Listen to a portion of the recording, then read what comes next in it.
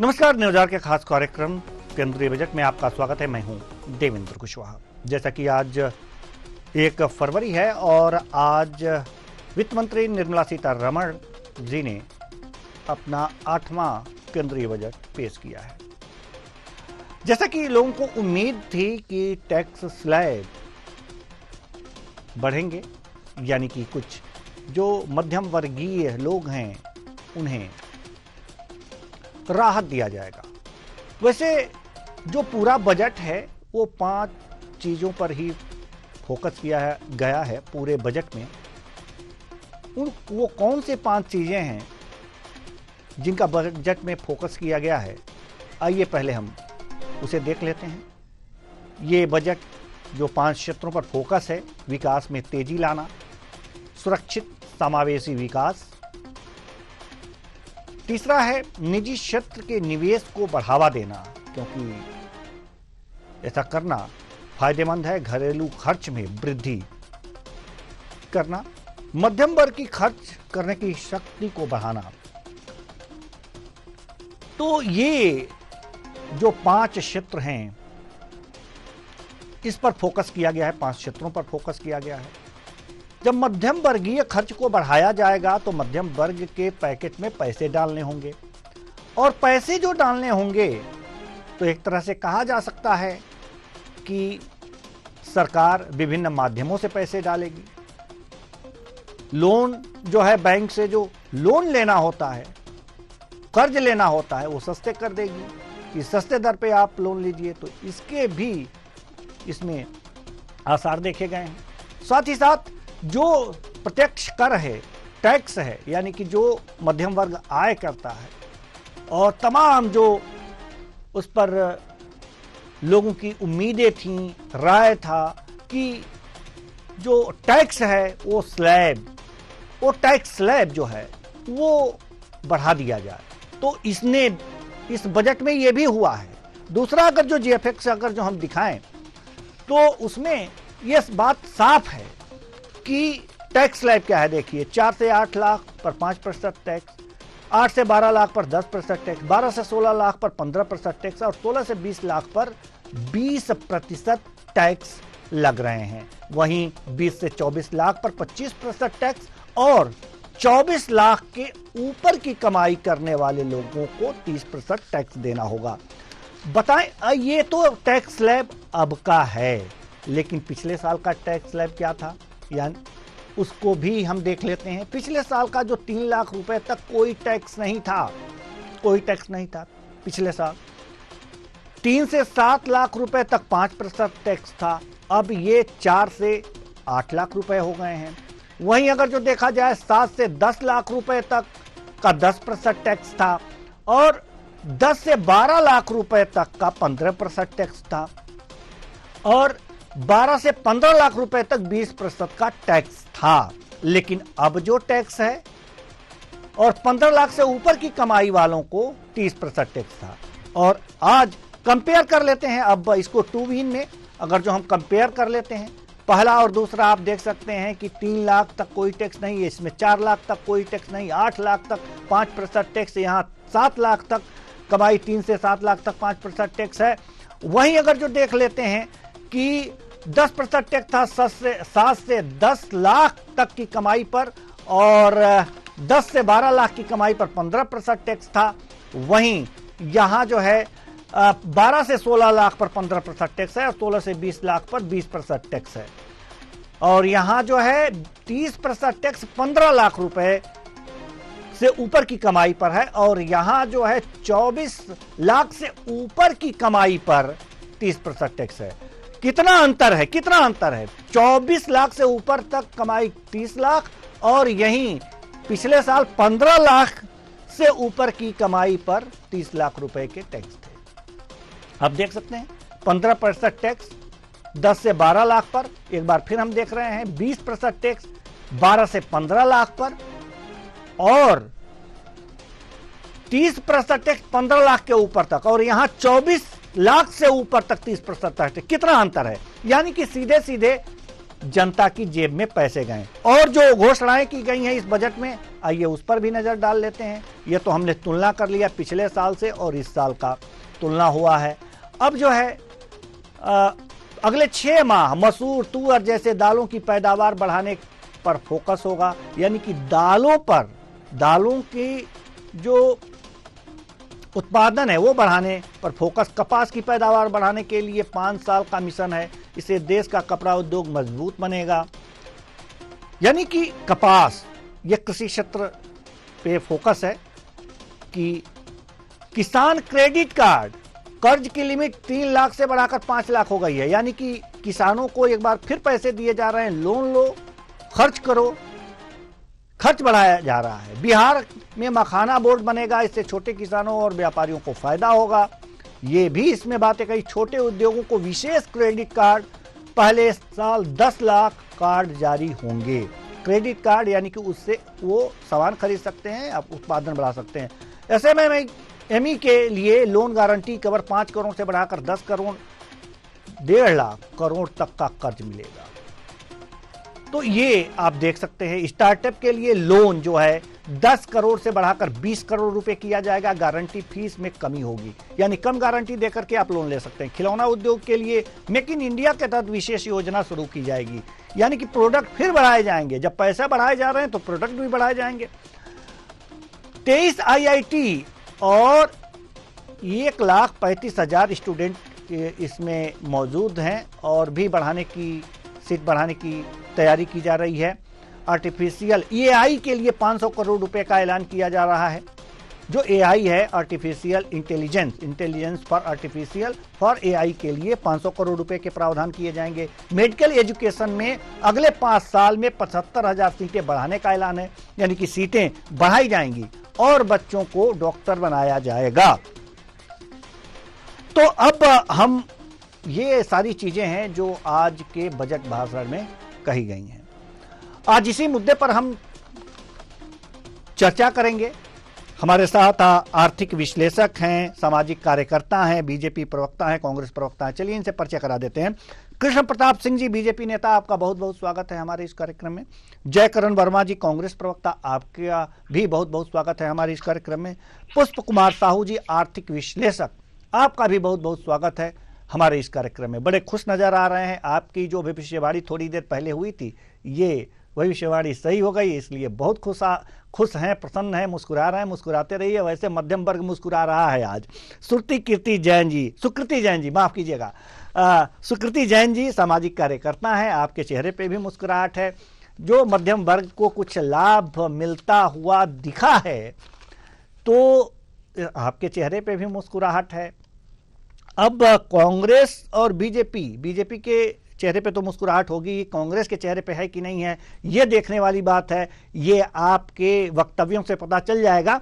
लेकिन हम कह सकते हैं कि थोड़ा सा मध्यम वर्ग को राहत देने वाला बजट है। इससे पहले कि हम आर्थिक विश्लेषक महोदय के पास जाएं, पहले सामाजिक कार्यकर्ता जो हैं उनके पास जाएंगे और आपसे जानेंगे, क्योंकि आप समाज के बीच रहते हैं, समाज के लोगों का दुख दर्द जानते हैं और भी बहुत कुछ है।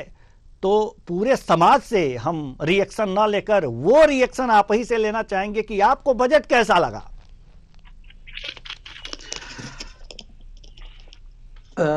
मुझसे जी जैन साहब, आपसे आप ही एक हैं सामाजिक कार्यकर्ता जी। हाँ, क्या है वास्तव में कि समाज के विभिन्न वर्गों में सबसे मूल और शक्तिशाली वर्ग है किसान। किसान को जो भी राहत दी है, ये बहुत कम मात्रा में है, जब तक कि उसके उत्पादन का मूल्य सही न प्राप्त हो। उस संदर्भ में सरकार ने कोई घोषणा नहीं की, क्योंकि ऊपर से पैसे दे देना, कर्ज की लिमिट बढ़ा देना, ये उसको आत्मनिर्भर बनाने के लिए पर्याप्त नहीं होता है। ये दूसरी बात, शिक्षा के क्षेत्र में जो उच्च तकनीकी शिक्षा के क्षेत्र में इनका प्रावधान है, लेकिन जो मध्यम वर्गीय शिक्षा है, स्नातक स्तर की ये शिक्षा, वहां से ही तो सही मैन पावर जनरेट होके आता है। उसको प्रमोशन के लिए कुछ नहीं किया इन्होंने, क्योंकि जो छात्र शक्ति, जो युवा शक्ति है, जब तक कि उसमें आगे बढ़ने के लिए नए नए अवसर ना पैदा होंगे तब तक हमारे यहाँ पर टैलेंट्स का डेवलपमेंट नहीं हो सकता है। तीसरी बात जो है, शिक्षा के स्वास्थ्य के क्षेत्र में नए 75,000 मेडिकल सीटें बढ़ाने की जो उन्होंने घोषणा की है, उससे निश्चित रूप से एक उम्मीद जागी है। लेकिन ग्रामीण क्षेत्र में जो स्वास्थ्य संबंधी अन्य सुविधाएं हैं, जैसे पेयजल की जो सुविधा है, स्वच्छ जल की सुविधा है, दवाइयों की आपूर्ति है, आज दवाइयां इतनी ज्यादा मात्रा में महंगी हो चुकी हैं कि वो एक सामान्य व्यक्ति की क्रय शक्ति के बाहर जा रही हैं। वो उस संदर्भ में कोई विशेष सब्सिडी घोषित नहीं की, कुछ दवाइयों पर सब्सिडी की गई है, लेकिन सारे कैंसर के पेशेंट नहीं होते हैं जिनको सब्सिडी का लाभ मिलेगा। मध्यम वर्गीय स्तर का, जो छोटे स्तर का, जो ग्रामीण क्षेत्र का व्यक्ति है, उसका इलाज बहुत महंगा हो गया है।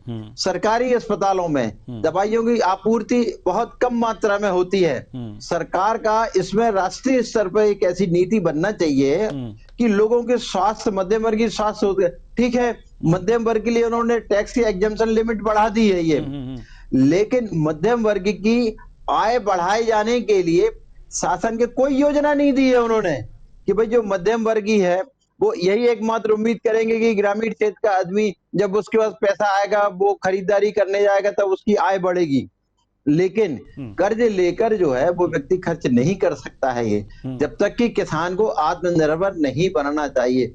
देश की रीढ़ किसान है और देश का भविष्य युवा है। इनके लिए सरकार को ठोस योजनाएं बनाना चाहिए जो इस बजट सत्र में घोषित नहीं की गई हैं।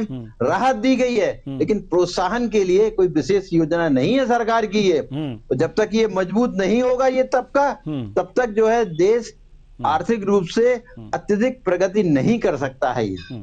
जी बिल्कुल, बिल्कुल सही बात आप कह रहे हैं कि मुस्कुराहट तो थी आपकी, लेकिन उस मुस्कुराहट के पीछे कुछ दर्द छिपाए बैठे थे, वो दर्द बयां हो गया है आपका। बीजेपी नेता कृष्ण प्रताप सिंह जी, ये दर्द जो सुकृति जी ने बयां किए हैं, वो दर्द इस बजट से मिटने वाला नहीं है। कर्ज लेकर के घी पीने वाली बात एक तरह से इन्होंने कह दी है कि आप कर्ज तो दे रहे हैं कर्ज लेकर के, लेकिन आत्मनिर्भर नहीं बना रहे हैं। आत्मनिर्भर भारत का नारा तो है, लेकिन ये बजट आत्मनिर्भर नहीं बना रहा है।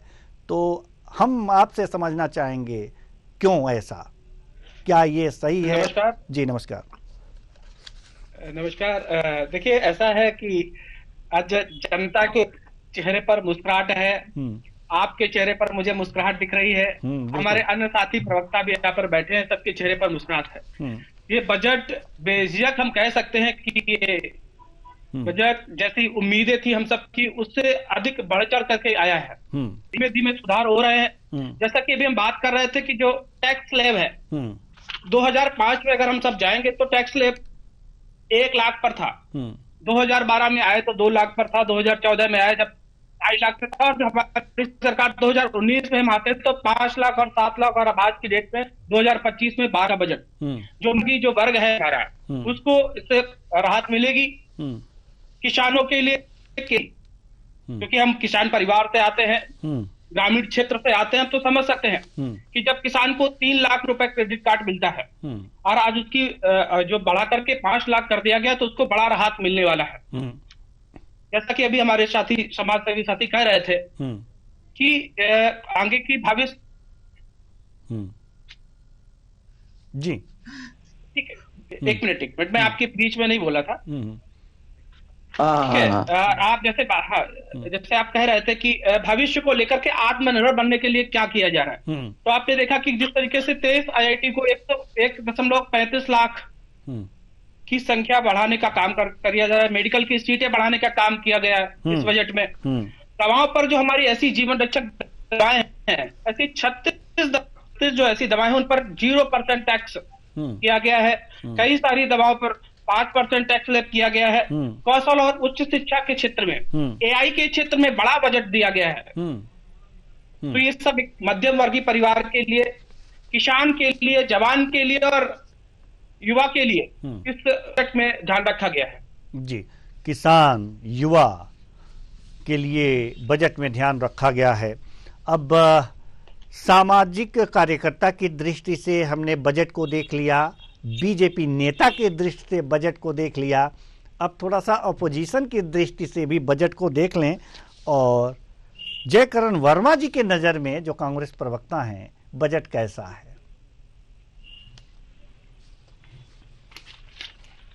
देखिए, अभी आप सबकी मुस्कुराहट देखने का काम कर रहे थे और हमारे बीजेपी की भी मुस्कुराहट देखकर अपना बजट की वाहवाही।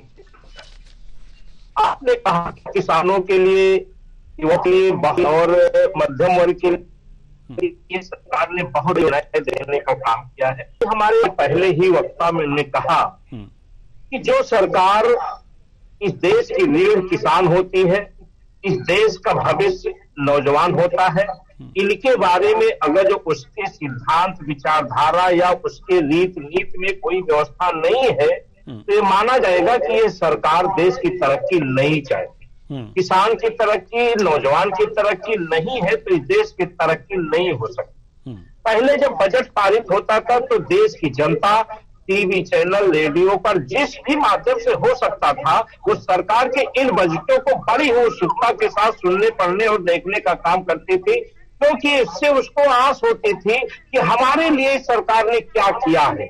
लेकिन मुझे दुख के साथ कहना पड़ता है कि अब सरकारें बजट पढ़ती हैं, सदन में पेश करती हैं, लेकिन आम जनता का उनसे जो उत्सुकता है, जो रुझान है, वो खत्म हो चुका है। और ये बजट ऐसा ही है, ठीक उसी प्रकार से जिस प्रकार से अभी उत्तर प्रदेश की सरकार ने अभी महाकुंभ के लिए भारी भरकम बजट देने का काम किया, लेकिन उसका रिजल्ट क्या रहा? उसका रिजल्ट क्या रहा देखने को मिलता है कि वीआईपी लोगों को छोड़ करके बाकी उस भारी भरकम बजट का शून्य की तरह से उनको फायदा मिलने का काम किया है। मैं ठीक कह सकता हूं कि अगर जो इनको माननीय मोदी जी ने अपने ही मंचों से, अपनी ही बातों से घोषणा करने का काम किया था कि 2022 में हम किसानों की आय दोगुना कर देंगे, 2 करोड़ नौकरियां देने का काम करेंगे, लेकिन ये सब झूठा वादा रहा, जुमला रहा, उस पर जाने का कोई मतलब भी नहीं दिखता है। मेरा इतना कहना है कि आपने कहा कि क्रेडिट कार्ड और लोन पर इस सरकार ने विशेष व्यवस्था देने का काम किया है। मैं बड़ी जिम्मेदारी से कह सकता हूं कि कभी आप एक किसान बन करके, एक छोटा आदमी बन करके, कभी आप मीडिया को किनारे रख करके एक किसी बैंक में जाइए, अपनी खेत खतौनी लेकर के या छोटा मोटा अगर जो लोन लेना चाहते तो अपनी जो भी आपकी हैसियत है उसके हिसाब से सिक्योरिटी लेकर के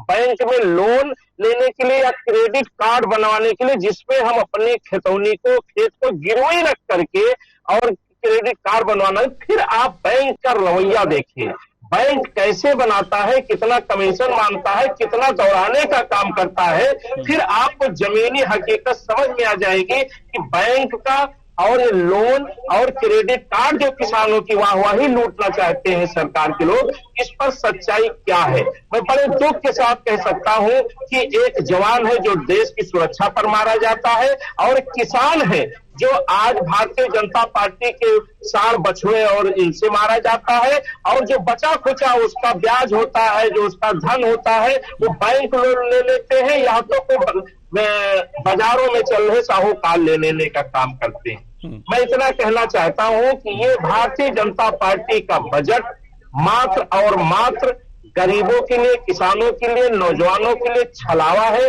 ये सिर्फ और सिर्फ हमारे दो अपने उद्योगपति मित्रों को बढ़ावा देने के लिए है, इससे ज्यादा कुछ नहीं। जी, उद्योगपति मित्रों को बढ़ावा देने के लिए है। ये तो कांग्रेस के नजरिए से हो गया, सामाजिक कार्यकर्ता के नजरिए से, बीजेपी नेताजी के नजरिए से हो गया। अब एक अर्थशास्त्री के नजरिए से हम चाहते हैं कि जो हमारे पुष्प कुमार साहू जी जुड़े हुए हैं, इस बजट का विश्लेषण करें, ये बताएं कि कैसा बजट है। जी सर, बजट तो खैर वाकई में बहुत अच्छा है। मिडिल क्लास को बहुत ज्यादा राहत दी गई है। मतलब हम लोग एक्सपेक्ट कर रहे थे कि सिर्फ 10 लाख तक का बेनिफिट दिया जाएगा, लेकिन वहीं 12 लाख बिल्कुल छूट दे दी गई। फिर उसके बाद 75,000 यदि सैलरी में हुई तो कुल मिला के 12,75,000 तक सीधी सैलरीड एम्प्लॉय है तो उसको 0 टैक्स है, जो कि एक बहुत बड़ी राहत है देखा जाए तो। आज तक के बजट में इतनी बड़ी राहत नहीं दी गई है। लेकिन एट द सेम टाइम यदि देखा जाए तो बिहार में विशेष ध्यान दिया गया है। आप देखेंगे बिहार के लिए बहुत सारी स्कीम्स वगैरह लेके आए हैं, अलग अलग IIT के लिए, मखाना बोर्ड, ये सारी चीजें। तो वो बाकी स्टेट्स के लिए मेरे हिसाब से लेके आना चाहिए थी। जी, बाकी स्टेट के लिए भी ये सब लेके आना चाहिए था, आपका कहना है। और जी, और इसमें जो है जो मध्यम वर्ग को काफी छूट दिया गया है। टैक्स जो सैलरीड पर्सन हैं उनके लिए जो टैक्स स्लैब है, वो जो नया टैक्स स्लैब आया है, हम उस पे थोड़ी सी चर्चा करेंगे। और टैक्स स्लैब जरा ये ग्राफिक्स निकालिए कि 4 लाख तक कोई टैक्स नहीं है, 4 से 8 लाख तक 5% टैक्स है, 8 से 12 लाख तक 10% टैक्स है, यह बढ़ाया गया। 12 से 16 लाख तक 15% टैक्स है। तो ये टैक्स जो है, अगर जो ये स्लैब बढ़ा दिया गया है, तो इसको किस दृष्टि से हमारे सामाजिक कार्यकर्ता सुकृति जी देखते हैं?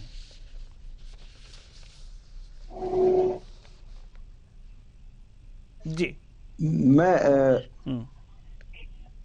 मुझे जवाब देना ना? जी बिल्कुल, आप ही को। हाँ जी, देखिए क्या है, मेरा प्रश्न पहले और आज अभी भी एक ही है।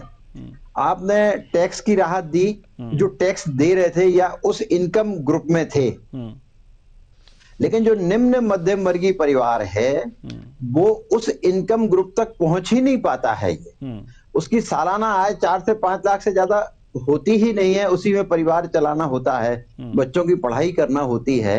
लेकिन मेरा कहने का अभिमत यह है कि जो निम्न मध्यम वर्गीय परिवार है, जिसकी पूरे भारतवर्ष में युवाओं की जनसंख्या जिसमें से ज्यादा आती है, ये उनको आय के स्रोत कैसे बढ़ेंगे, रोजगार मूलक शिक्षा कैसे उपलब्ध होगी, रोजगार मूलक शिक्षा के लिए क्या प्रावधान किया हुआ है, क्या जो रोजगार की शिक्षा के प्राप्त करने के बाद में उद्योगों में जो प्राइवेट उद्योग हैं वो उच्च शिक्षित व्यक्तियों को लेते हैं, जो मध्यम वर्ग के शिक्षित व्यक्ति जो होते हैं ये उनके पास में अवसर दिए जाने के सरकार ने कोई नहीं दिया। जो मध्यम वर्गीय परिवार है उनको रोजगार के अवसर, उनकी शिक्षा का अवसर, उनको उद्योग धंधे प्रारंभ करने का अवसर, ये कुछ नहीं है। ये जो उच्च आय वर्ग के लोग हैं, 10 लाख 12 लाख, उन्हें जरूर राहत हो सकती है, लेकिन जो इस स्लैब तक नहीं पहुंचते हैं उनकी आय बढ़ाने के लिए कोई साधन नहीं दिया है इन्होंने। ये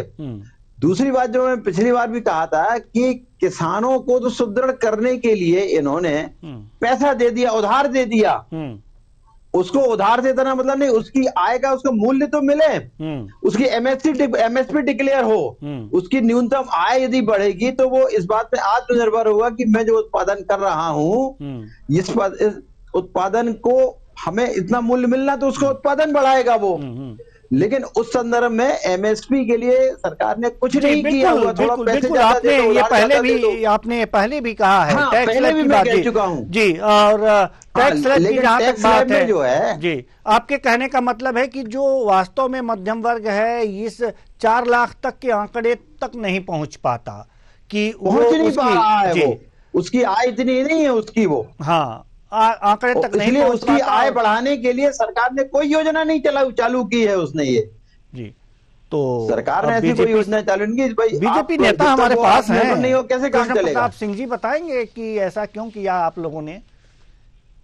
देखिए, जैसा कह रहे हैं ऐसा नहीं है। प्रधानमंत्री धन दान योजना मुझे लगता है इसी बजट में आई है, तो हमारे जो साथी उन्होंने देखा नहीं है, उसे 1.7 करोड़ से अधिक किसानों को मदद मिलने वाली है। कौशल और उच्च स्तरीय शिक्षा जो निवेश किया गया है, बड़ा निवेश आया है इस बजट पर, इससे हमारे उसी वर्ग को मदद मिलने वाली है। किसान जो हमारा छोटा साथी है उस पर ही ध्यान रखा गया, युवाओं का ध्यान रखा गया है। और हमारे जो कांग्रेस के साथी भी कह रहे थे कि उनको बजट से संतुष्टि नहीं है। हो सकता है उनको बजट से संतुष्टि नहीं होगी क्योंकि इस बजट में हज यात्रा के लिए कुछ नहीं दिया गया है, उस बजट पे मस्जिदों के लिए कुछ नहीं दिया गया है, तो हो सकता है कि इस वजह से उनको इस बजट से कोई नाराजगी हो। और मुझे लगता है कि देश की जनता खुश है, देश का मध्यम वर्ग खुश है, देश का एक एक युवा साथी हमारा खुश है, किसान खुश है, जवान खुश है इस बजट से। यानी कि सभी खुश हैं आपको लगता है।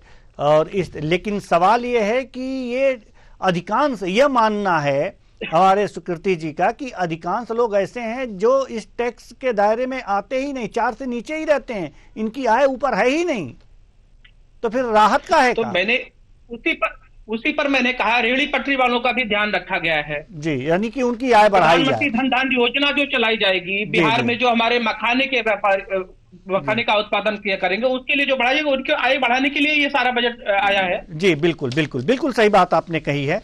जयकरण वर्मा जी भी कुछ कहना चाहते हैं, अपना दृष्टिकोण रखना चाहते हैं इस टैक्स स्लैब पर। जी देखिए, बीजेपी के साथी कह रहे हैं कि कांग्रेस इसलिए खुश नहीं है कि इसमें हज यात्रा के लिए कोई बजट नहीं है।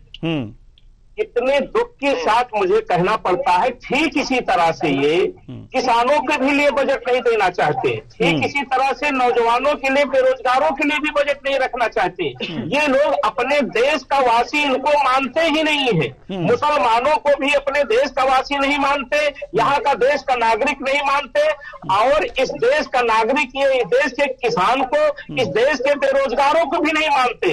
इस देश में जितने भी ये कह लीजिए दलित हो, पिछड़ा हो, आदिवासी हो, उनको भी नहीं मानते। अगर जो मानते होते तो इनके उत्थान के लिए सारी बातें करते।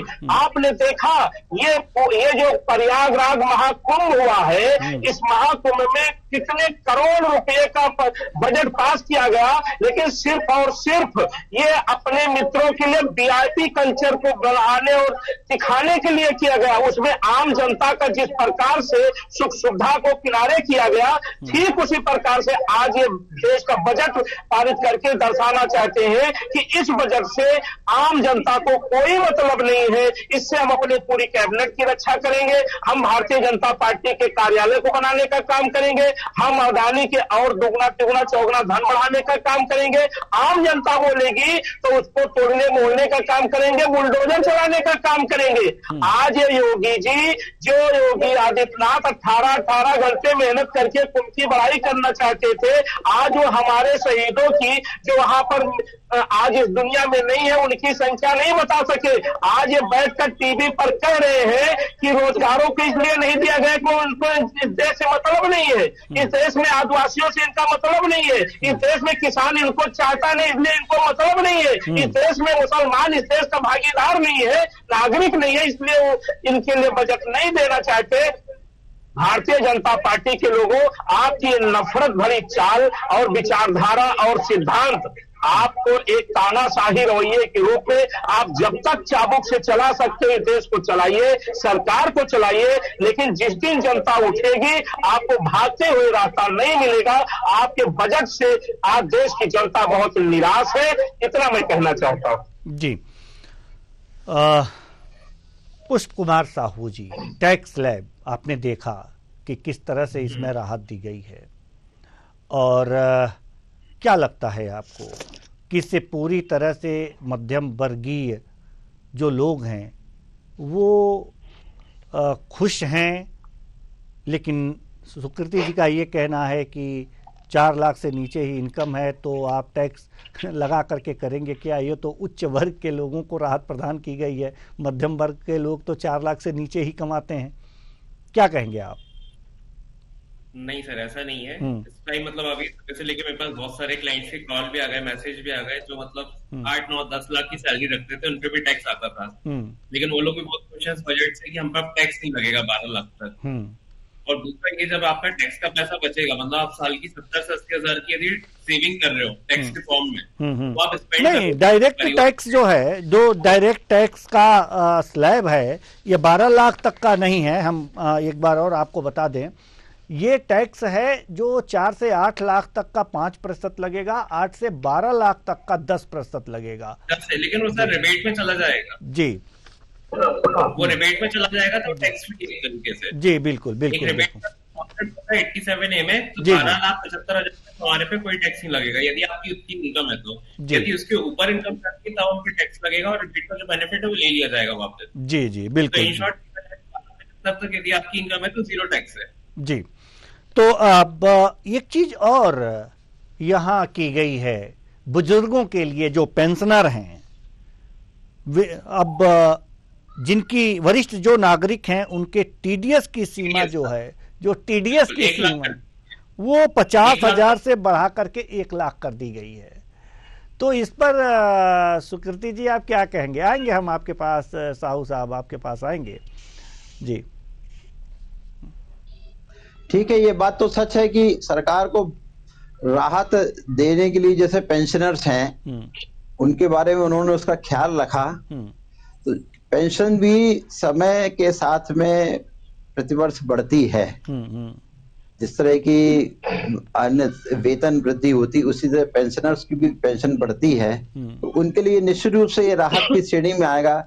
लेकिन ये जो टैक्स में जो छूट दी गई है इससे सबसे ज्यादा लाभान्वित होगा कर्मचारी वर्ग, क्योंकि उसकी जो आय होती है ये ऑन रिकॉर्ड रहती है, और जो मध्यम वर्गीय व्यापारी है वो जरूर जो है उस लिमिट में नहीं आता। और ये बात भी सच है ये कि उसको पेंशन भी नहीं मिलती, उसको अपने आप को बचा के रखने के लिए, लेकिन ये मात्र पेंशनों के लिए नहीं है, वरिष्ठ नागरिकों के लिए जो है टीडीएस में 50 टीडीएस की सीमा 50% से बढ़ाकर 1 लाख कर दी गई है जी।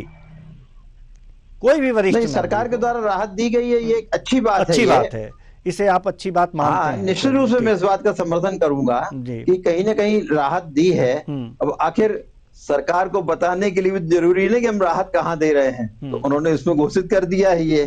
लेकिन जो देश के आम जनता की आर्थिक मजबूती करने के लिए सरकार के द्वारा ऐसी कोई ठोस योजना नहीं जारी की गई है कि व्यक्ति जो है ये सोचे कि नहीं अब मैं जो है इस क्षेत्र में आगे बढ़कर, इस दिशा में आगे बढ़कर ऐसा व्यापार करके जो है अपनी आय 12 लाख तक पहुंचा दूं। ऐसा कोई साधन दिया ही नहीं सरकार ने ये। अच्छा, जो कुछ व्यक्ति एकत्रित करता है उसमें अपनी हिम्मत से करता है, अपनी ताकत से करता है, सरकार का कोई सपोर्ट नहीं है इसमें कि व्यक्ति को लोन लेके नहीं आप एमएसएमई के लिए लोन की गारंटी कवर जो है 5 करोड़ से बढ़ाकर 10 करोड़ कर दी गई है, तो आप इससे तो कर सकते हैं ना।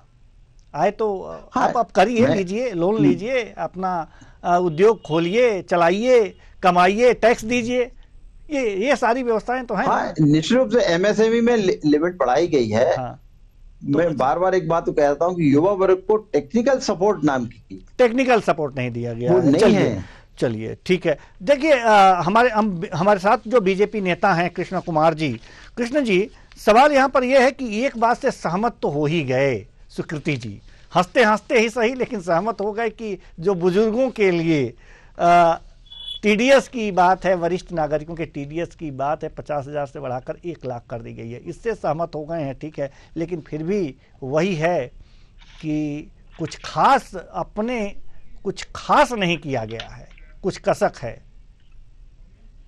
देखिए, ऐसा है कि जब मन खराब होता है तो कसक रहने वाली है, कसक रहेगी। पीएम स्वानिधि योजना के तहत भी 68 लाख से अधिक स्ट्रीट वेंडर्स को लाभ दिया गया है। इसके अलावा भी बहुत सारे हमारे कांग्रेस के साथी कह रहे थे कि हम नफरत की राजनीति करते हैं, हम मुसलमानों से नफरत करते हैं। उनको ध्यान होगा, हम सम्मान करते हैं एपीजे अब्दुल कलाम जी का, हम उस व्यक्ति का सम्मान नहीं कर सकते जो वंदे मातरम नहीं बोल सकता भारत में रह करके।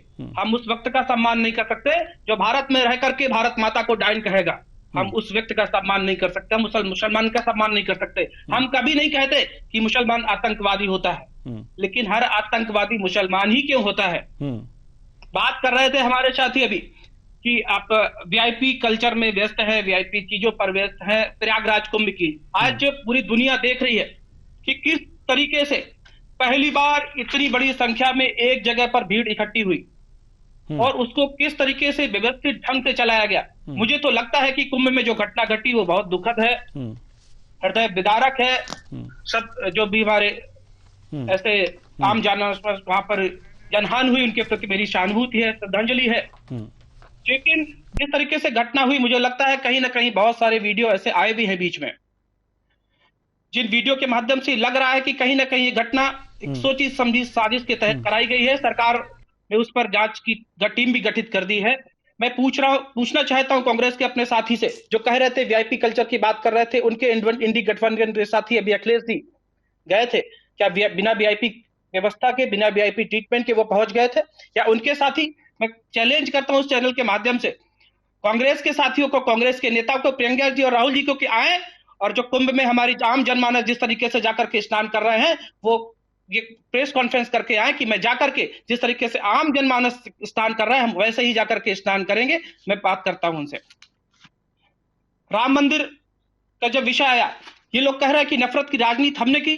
नफरत की राजनीति हमने नहीं की। कांग्रेस के साथी याद करें कि उन्होंने जाकर के सुप्रीम कोर्ट में एक याचिका दायर की थी। जिस देश में हम रहते हैं, राम का देश है, कृष्ण का देश है, बुद्ध का देश है, उस देश की सरकार सुप्रीम कोर्ट में जाकर के खड़े होकर के कहती कि राम काल्पनिक है। आप बताइए कि नफरत की राजनीति हम कर रहे थे कि ये कर रहे थे? इसलिए मेरा उनसे निवेदन है कि वो संतुष्ट नहीं हो सकते, क्योंकि उनकी सोच उस तरीके की नहीं है। उन्होंने इस देश पर 60 साल से अधिक राज किया, और देश के जीडीपी हो, चाहे देश की जो सीमाएं हो, कहीं से सुरक्षित नहीं थी। देश की छोटा सा देश वो पाकिस्तान, वो हम पर आंख दिखाने का काम करता था। आज मैं इस चैनल के माध्यम से बड़े गर्व के साथ कह सकता हूं कि मैं उस पार्टी में कार्य कर रहा हूं, उस पार्टी के कार्यकर्ता हूं, उस देश में रहता हूं कि पाकिस्तान में घुस के मारने का हमने काम किया। हमने अपनी सीमाएं भी सुरक्षित की हैं, हमने देश के युवाओं को रोजगार देने का काम किया। सबसे ज्यादा रक्षा बजट होता है अपना काम करने का, घुस के मारने के लिए ही है। ये जो रक्षा बजट रक्षा मंत्रालय को दिया जाता है, वो वास्तव में सबसे ज्यादा होता है अन्य मंत्रालयों की अपेक्षा। तो घुस के मारने के लिए ही दिया जाता है। अगर जो ना घुस के मारें तो फिर उस बजट का कोई मतलब नहीं होता है। तो खैर हम आगे आएंगे, लेकिन किसानों को कुछ खास दिए गए हैं। आइए उस पर पहले नजर डाल लेते हैं, फिर अब हम मेहमानों के पास आएंगे। चलिए देखिए, किसानों के लिए 11 ऐलान किए गए हैं। किसान क्रेडिट कार्ड की लिमिट 3 लाख से बढ़ाकर 5 लाख रुपए कर दी गई है। साथ ही साथ देश में शुरू होगी पीएम धन धान्य कृषि योजना। 100 जिलों को इससे फायदा होगा। पीएम धन धान्य कृषि योजना। डेयरी और मछली पालन के लिए 5 लाख रुपए तक का लोन की व्यवस्था की गई है। जैसा कि बार बार सुकीर्ति जी कह रहे हैं कि कुछ करने के लिए नहीं कहा गया है। समुद्री उत्पाद सस्ते होंगे। कस्टम ड्यूटी 30% से घटाकर 5% कर दी गई है। कस्टम ड्यूटी भी घटा दी गई है। अंडमान निकोबार और गहरे समुद्र में मछली पकड़ने को बढ़ावा मिलेगा। बिहार के किसानों की मदद के लिए मखाना बोर्ड का गठन होगा। वहां मखाने का उत्पादन होता है, बोर्ड का गठन होगा। मिथिलांचल में पश्चिमी कोसी नहर परियोजना शुरू होगी। 50,000 हेक्टेयर क्षेत्र के किसानों को फायदा मिलेगा। दालों में आत्मनिर्भरता हासिल करने के लिए 6 साल का मिशन रखा गया है। Post payment bank payment service Grameen Yojana में बढ़ाई जाएगी।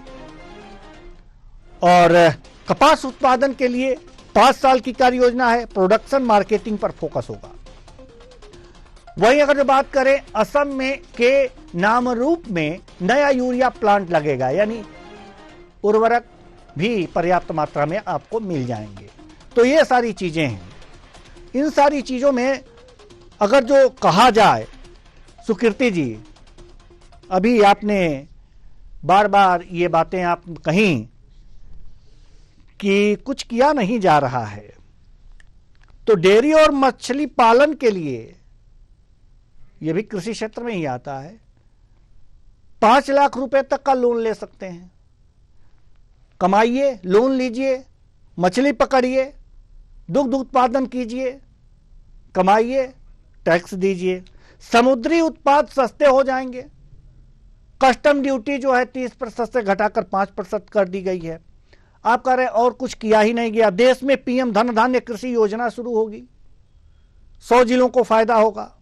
क्रेडिट कार्ड, अब कह रहे हैं कि अब आप कहेंगे कि कर्ज लेके घी पीजिए, तो क्रेडिट कार्ड की जो लिमिट है ये घी पीने के लिए नहीं है। जो घी पीते हैं वो डिफॉल्टर घोषित हो जाते हैं। जो क्रेडिट जो केसीसी 3 लाख से बढ़ाकर उसकी लिमिट जो है 5 लाख कर दी गई है, तो वो और अच्छे तरीके से अपनी कृषि करेंगे, खेती करेंगे तो लाभ होगा। और आप जानते ही हैं इस पे बहुत कम ब्याज लगता है अगर आप ठीक से जो उसके नियम के अनुसार आप धन जमा करते हैं और निकालते हैं तो 4% से भी कम हो जाता है यहाँ पर। तो ये तो अच्छी बात है किसानों को आगे बढ़ाने के लिए। अब आप क्या कहेंगे समग्र रूप से?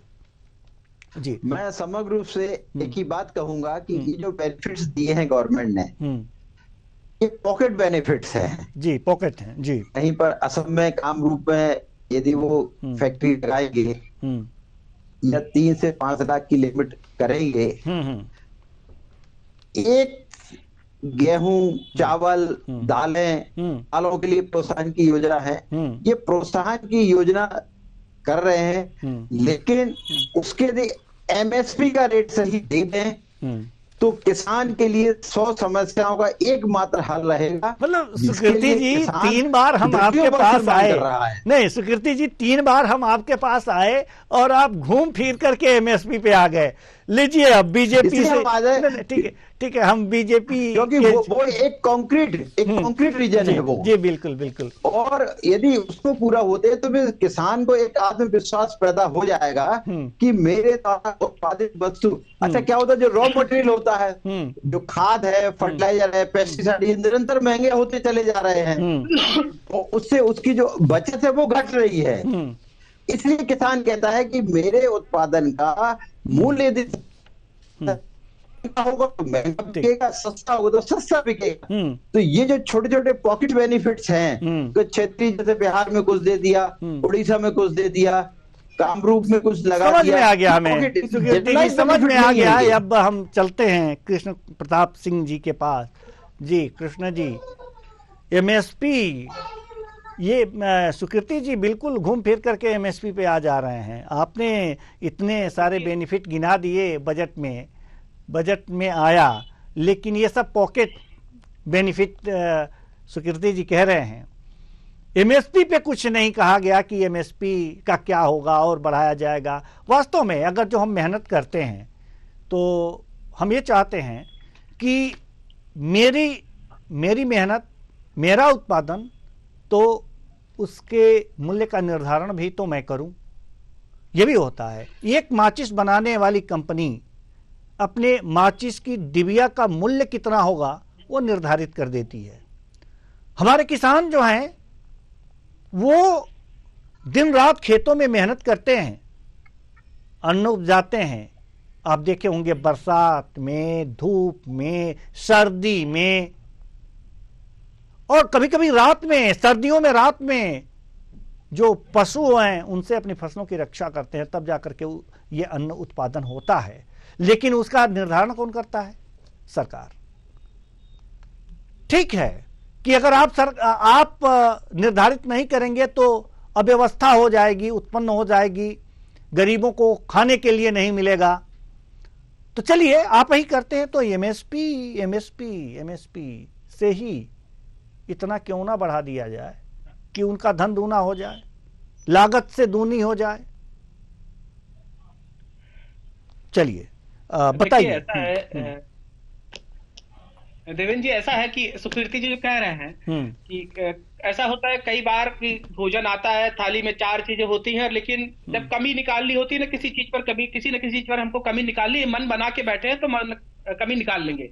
आपने स्वयं बैठ करके इस चैनल के माध्यम से योजना गिना कि 11 योजनाएं सिर्फ किसानों के लिए सीधे एक बड़ी योजना है। और जैसे हमारे आर्थिक विश्लेषक साथी कह रहे थे कि केवल बिहार को लेकर के, तो मुझे लगता है जो किसान की योजना है सिर्फ बिहार को लेकर के नहीं, पूरे देश के अलग अलग प्रदेशों को लेकर के भी, चाहे वो हमारे मछुआरे साथी हों, चाहे वो हमारे रेहड़ी पटरी वाले साथी हों, चाहे वो हमारे मछली पकड़ने वाले साथी हो, या समुद्री उत्पाद का जो लेन देन करते हैं, खरीद बिक्री करते हैं, उन पर आप एमएसपी की बात कर रहे हैं। मैं किसान परिवार से आता हूं, गांव में रहता हूं। एमएसपी इसके पहले की जो सरकारें रही, एमएसपी के दाम जो कुछ भी रहे हों, लेकिन क्या कभी किसान उन केंद्रों पर जाकर के, जो सरकार द्वारा निर्धारित केंद्र स्थापित किए गए हैं, उन पर जाकर के कितनी बड़ी संख्या में किसानों ने अपना, चाहे वो गेहूं हो, चाहे वो बाजरा हो, चाहे वो मक्का हो, चाहे वो धान हो, चाहे वो अन्य ऐसे हमारे जो भी किसानों के उत्पाद है, क्या वो बेच पा रहे थे? इस पर चिंता का विषय है। हमारी सरकार आई, हम भी एक किसान के बेटे होने के नाते गर्व से कह सकते हैं कि आज हमारे क्रय केंद्रों पर किसानों की लाइनें लगी हैं। किसान जो भी एमएसपी रेट सरकार ने तय किया है उस पर आराम से तय कर रहा है। इसके पहले जो किसान तो कभी धान सेंटर और गेहूं के सेंटर पर नहीं पहुंच पाता था। दलाल जो हमारे बिचौलिए पहुंचते थे, उन बिचौलियों को पूरी तरीके से सरकार ने सीधे डेबिट पर पैसा उनके खाते में पहुंचता है। बिचौलियों को खत्म किया है और एमएसपी का जो रेट है सरकार को पूरी तरीके से मिल रहा है। ठीक है, एक और मेहमान हमारे साथ जुड़ चुके हैं, पवन पटेल जी, कांग्रेस प्रवक्ता हैं, और हम तो बहुत बहुत स्वागत है आपका, पहले स्वागत कर लें आपका, बहुत बहुत स्वागत है आपका हमारे इस कार्यक्रम में। हम तो आपको सुबह से ही खोज रहे थे कि कब आप जुड़ें, कब आपसे बातें हो, कब आपके दर्शन हो गए, अब आप अपनी बात भी रख दीजिए। नहीं, देखिए आदरणीय कृष्ण प्रताप सिंह जी जो बोल रहे हैं, ये बोलने से तो बड़ा अच्छा लगता है। भारतीय जनता पार्टी के हर नेता की खूबी यही होती है कि ऐसा लग रहा है कि पूरा जब से मोदी जी आए तब से किसानों के लिए काम कर रहे हैं, बाकी किसी के लिए काम ही नहीं किया है। ये भी किसान पुत्र है, सब कुछ है, तो अगर किसान पुत्र है ये, तो इनको 750 किसानों की मौत का दर्द का एहसास होना चाहिए, है ना। एमएसपी की गारंटी के लिए तो किसान समय समय पर आंदोलन करते हैं, तो नहीं करते इतना बड़ा दे देते, लेकिन रस्सी नहीं देगी। ये सरकार की गलत है। ये 3 लाख तक के इनकम को टैक्स फ्री करके उसका श्रेय लेने के हुए हैं। मैं पूछना चाहता हूँ, क्या इस बजट में ऐसा कोई प्रावधान, मैंने भी बहुत डिटेल से नहीं पूछा और बाकी चीजें एक आध घंटे में और क्लियर हो जाएंगी। मैं पूछना चाहता हूँ, क्या इस बजट के बाद इस बजट में इन्होंने कोई रखा है कि कर्जा कैसे कम होगा?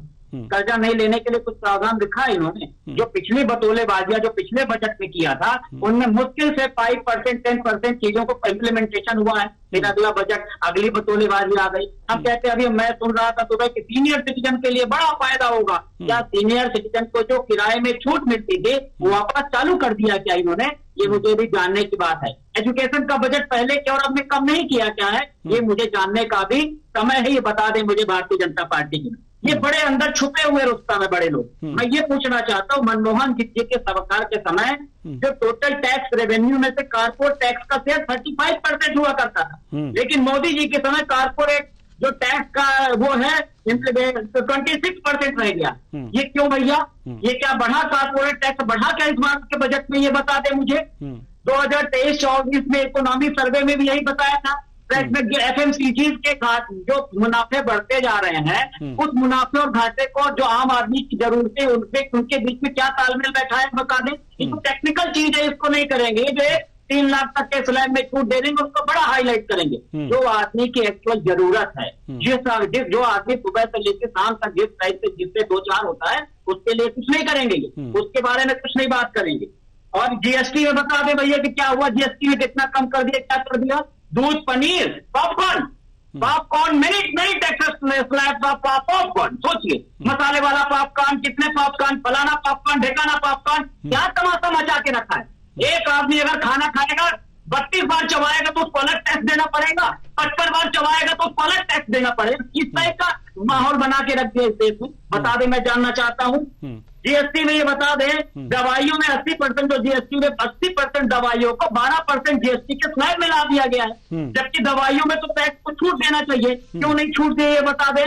25 किलो के पैक में जीएसटी लगेगा खाने में, आटा, दाल, पनीर में, और 25 किलो से ज्यादा कौन खरीदेगा? गरीब खरीदेगा 25 किलो से ज्यादा कि कारपोरेट? इनका पूरा बजट षड्यंत्र के तहत कारपोरेट को, इंडस्ट्रीज को, उद्योगपतियों को फायदा पहुंचाने वाला बजट होता है। बता दें हमको कौन सा गणित है कि 25 किलो वाले में जीएसटी लगा करके और 25 किलो से ज्यादा खरीदारी वाले में जीएसटी हटा करके कौन सा गरीबों के लिए मदद कर रहे हैं? इनका वही किस्सा है। 2000 का 1000 का नोट बंद करके 2000 का नोट चालू कर देंगे, कहें भ्रष्टाचार बंद हो गया। सिर्फ भारतीय जनता पार्टी की फितरत ही है, ये करना कुछ नहीं चाहते। ये इस बजट को ऐसा महिमा मंडित करेगी कि जैसे पिछला बजट कांग्रेस सरकार ने पेश किया था, ये पहला बजट भारतीय जनता पार्टी पेश कर रही है। अरे हम कह रहे भैया, पिछली बार तुमने किसी भी छूट दी थी तो उसको कम किया, इस बार बढ़ा दिया, फिर अपनी पीठ पोखने का काम किया। अरे किसानों का कर्जा क्यों नहीं माफ किया? जब कारपोरेट का कर्जा आप माफ कर सकते हो तो किसानों का कर्जा माफ करने का क्या प्रावधान है? कितना माफ किया आपने कर्जा? एजुकेशन बजट, एग्रीकल्चर का रिलोकेशन बजट, इनमें कितनी क्यों कमी कर दी? पहले के बजट किसी बजट को कम करके उसमें कैसे मोर डेवलपमेंट कर सकते हो, ये समझ से परे कौन सा फार्मूला, ये मैं बताने का प्रयास करें भारतीय जनता पार्टी के लोग। जी, अब चूंकि बताते तो जरूर और जवाब हम लेते, और इकोनॉमिक्स जो हमारे इकोनॉमिस्ट हैं उनसे भी हम चर्चा करते, लेकिन समय इजाजत नहीं देता। पवन पटेल जी, आप देर से जुड़े हैं, आप बहुत अच्छी बातें कहे हैं, जवाब लेना चाहिए था मुझे लेकिन समय इजाज़त नहीं देता। बहुत बहुत धन्यवाद सभी मेहमानों का, आप आए और अपने अपने विचार साझा किए। तो केंद्रीय बजट पेश हो गया है, केंद्रीय बजट 2025-26 पेश हो गया है। टैक्स स्लैब में जैसे राहत की उम्मीद की जा रही थी वो राहत सरकार ने दे दी है। तो और भी बहुत कुछ है जो आपको दिया गया है। मध्यम वर्ग को राहत मिली है इस बजट से। अब ये अनुमान जो साल भर का लेखा जोखा है ये परिणित हो जाए तो वास्तव में जो विकास की गति है वो तेज गति से आगे बढ़ेगी। फिलहाल इस कार्यक्रम में इतना ही, मुझे दीजिए इजाजत, नमस्कार।